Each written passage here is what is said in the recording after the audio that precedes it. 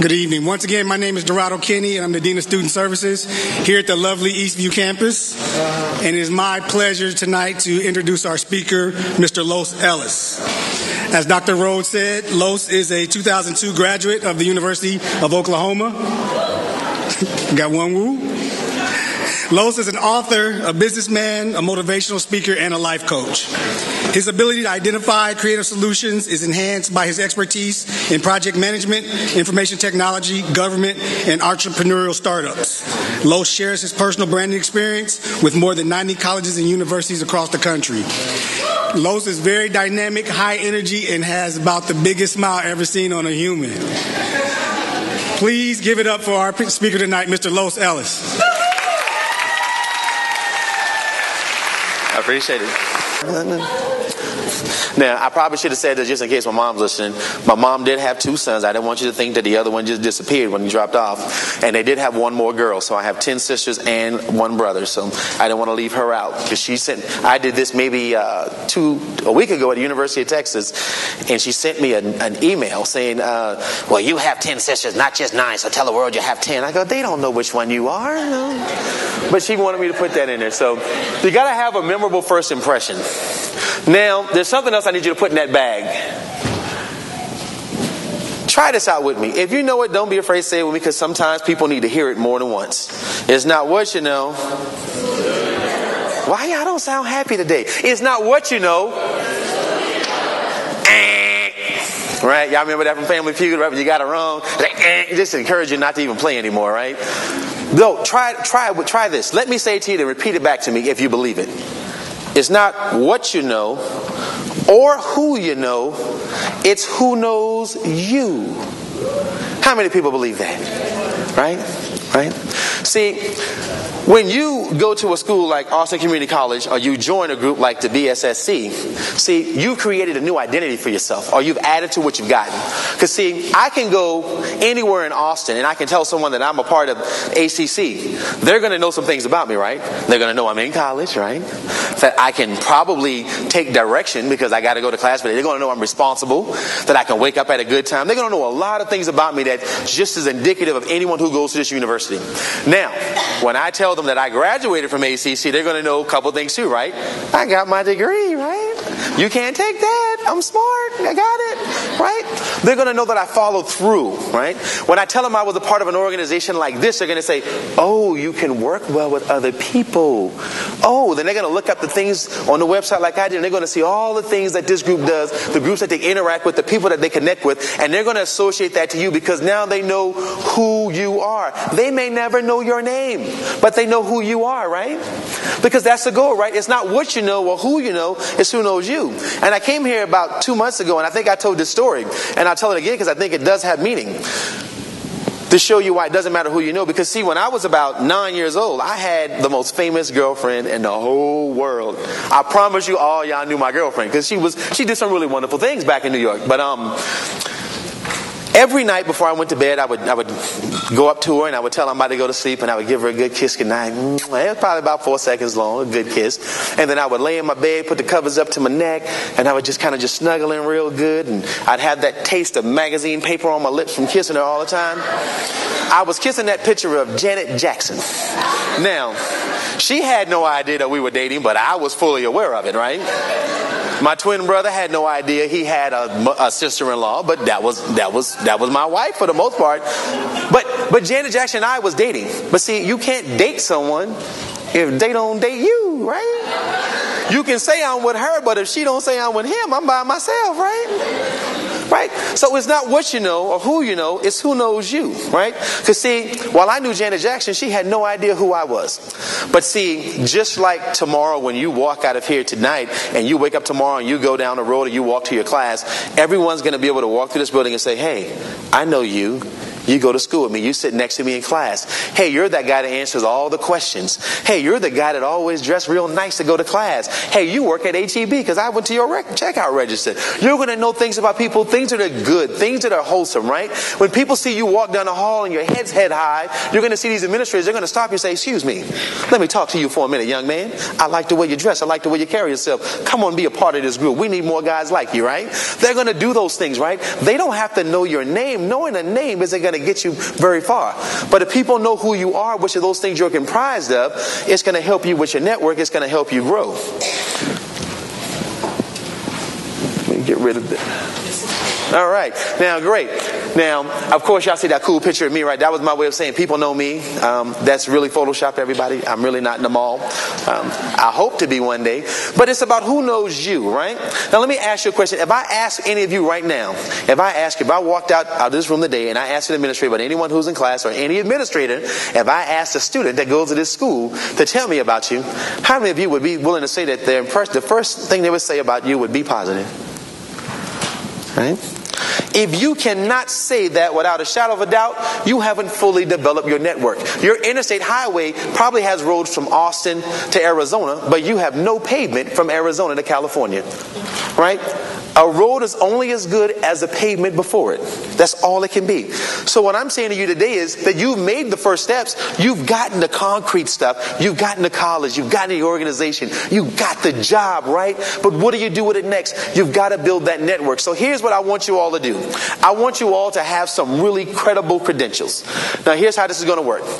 Everybody, if you don't have a piece of paper to write this down, I want you to go to your short-term memory and your long-term memory, and I want you to record them both, right? Record them both of them. If you don't, you can come tap me afterwards and I'll remind you. I want each of you to carry those things that help people know who you are. Everybody has a resume, right? Anybody without a resume, raise your hand because I'll help you build one. Everyone should have a resume. And don't tell me that it's not up to date, it's not complete because it's your resume. You can fix it up later. I was telling a young man earlier, I said, don't wait to give me your resume. Give me the one you got, then send me the updated one so I can see the progress, right? But do that. Keep your resume with you at all times. If you don't have a folder or a binder, you need to get one. Get one, and every last one of you, y'all told me y'all drive on the interstate, right? Y'all thought that was a trick question. It really was. Because if you driving, I know you got a trunk in your car at some place. Unless you're driving a truck under the seat, I want you to get a folder. Put that resume in that folder or in that trunk. And where you got your things that are emergency pieces like your jack, your spare tire, your fix-a-flat, your can of spray paint. Don't act like I'm the only one, because if I hit something and I back up, I'm spray painting that car the same color. Look, I'm joking. Don't do that. But no, you want those things that are for an emergency. But for you, if you're in HEB tomorrow and you hear somebody talking about a great job opportunity, about something that's coming new, because everyone knows Apple's coming to Austin, right? Right? You need to be the first person in line. When you hear people talking about that, go to your car, get that resume and say, excuse me, I heard you talking in the cheese line, but I need to give you my resume. While it may sound funny, they'll say, man, this person is prepared. They're willing to build their network highway. They'll take that resume and they'll have something funny to remember you by, right? Because when you give it to them, they're probably going to be like this. And we already know smiles last a long time. But do that. If you don't, I saw a table back here, and I don't know which one it was, but they had these yellow, what do they call it? Little scan this or whatever, like whatever you put your little thumb drives. That's what it's called, a thumb drive. Man, I come from the old times. The thumb drive. Put your resume on the thumb drive. Walk with it in your pocket. I walk with a thumb drive in my pocket every day. I think I gave it to the young man up there, but I got the cap just to prove it. I walk around with a thumb drive. You will not talk about an opportunity and me not give you a digital copy of my resume and my bio, because I want you to know who you're dealing with up front. So each of you, if you don't have a bio, go to a website called aboutme.com. They got one page that all you do is write about you. That's all you do is write about you. I advise you not to write anything that's not real, but write things about you like, you babysit your little brother, you're going to ACC, you're looking forward to being a film director, whatever it is, write that so that you can link that to things like your Facebook, on your resume, and people can know about you, because everybody don't have 2 hours for you to tell them a story.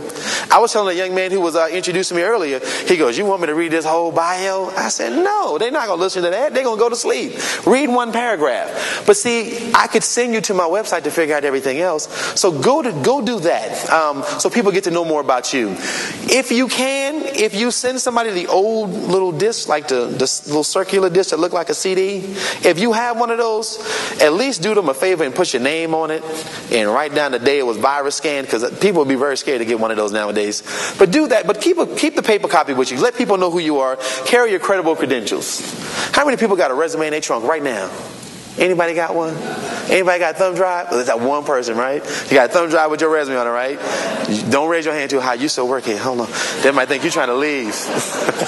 They could be like, Los told me to leave. No, don't leave yet. Get another job first. I'm joking. No, but build those credible pieces. So say it with me again. It's not what you know. Right, we'll try again. It's not what you know. It's who knows you. All right, now, one more time. How many people believe that now? Some of y'all still don't believe it? Y'all ain't got no friends. No, I'm Now, finally, before I say thank you and all those good things, I do want to leave you with this note.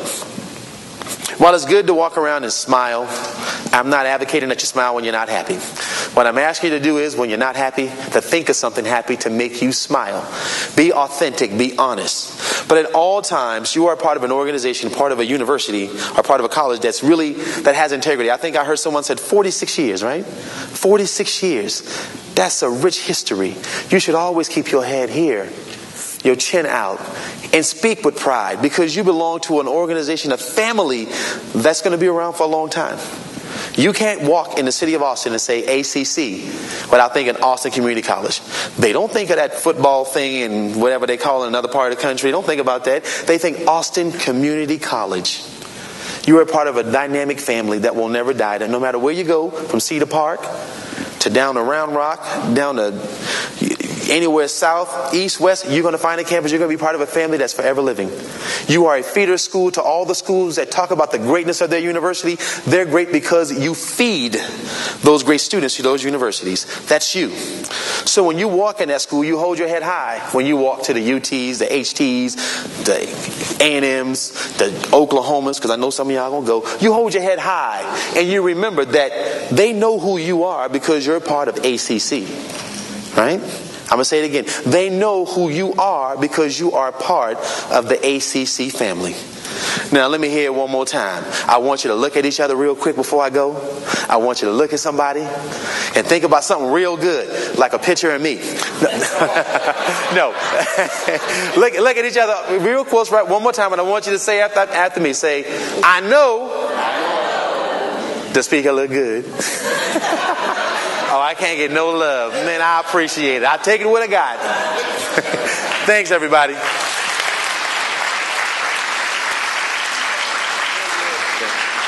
Come on, let's give it up one more time to our speaker, Mr. Los Ellis. It's the second time I heard a chance to hear him. The first time you did it for the MOD breakfast. Exactly, just recently, a few months ago. Absolutely. And I enjoyed you then, and I enjoyed you tonight.